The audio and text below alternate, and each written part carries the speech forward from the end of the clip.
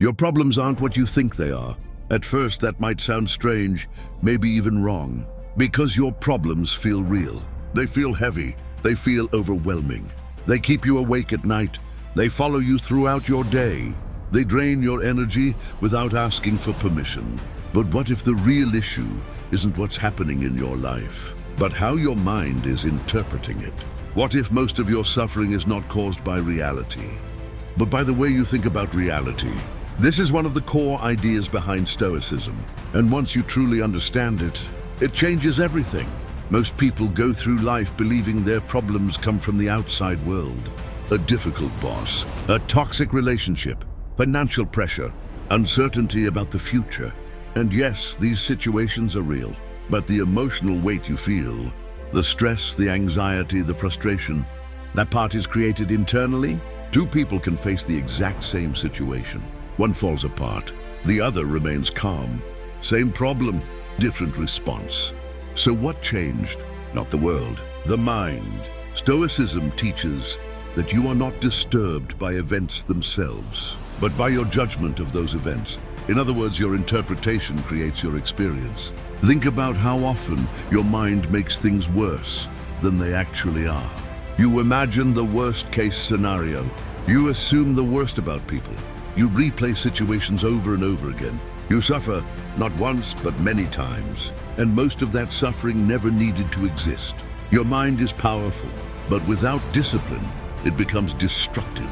It pulls you into the past. It throws you into the future. It keeps you everywhere, except the present moment. And the present moment is the only place where life is actually happening. The past is gone. You can't change it. You can't fix it. You can't go back and rewrite it, yet your mind keeps revisiting it. Regret, guilt, what if? Then there's the future. It hasn't happened yet. It might not happen the way you imagine, but your mind treats it as if it's already real. It creates fear. It creates anxiety. It creates pressure. And suddenly you are exhausted, not because of reality, but because of imagination. This is why Stoicism focuses so much on control. Because control is the dividing line between peace and suffering. There are things you can control and things you cannot. You can control your thoughts, your actions, your responses, your effort, but you cannot control other people. You cannot control outcomes. You cannot control the past. You cannot control everything that happens in life. When you try to control what is not yours to control, you create resistance, and resistance creates suffering. Think about how much time you spend worrying about things that are outside your control. What people think about you, what might happen tomorrow, how things should go. All of this drains your energy, and none of it improves your situation. Stoicism offers a simple rule. Your problems aren't real, at least not in the way you think. Because most of what you call problems are not actually happening in your life. They're happening inside your mind. Think about it. Stress about the future. Regret about the past, fear of what people think about you. None of these exist right now, and yet they control how you feel. They drain your energy. They take away your peace.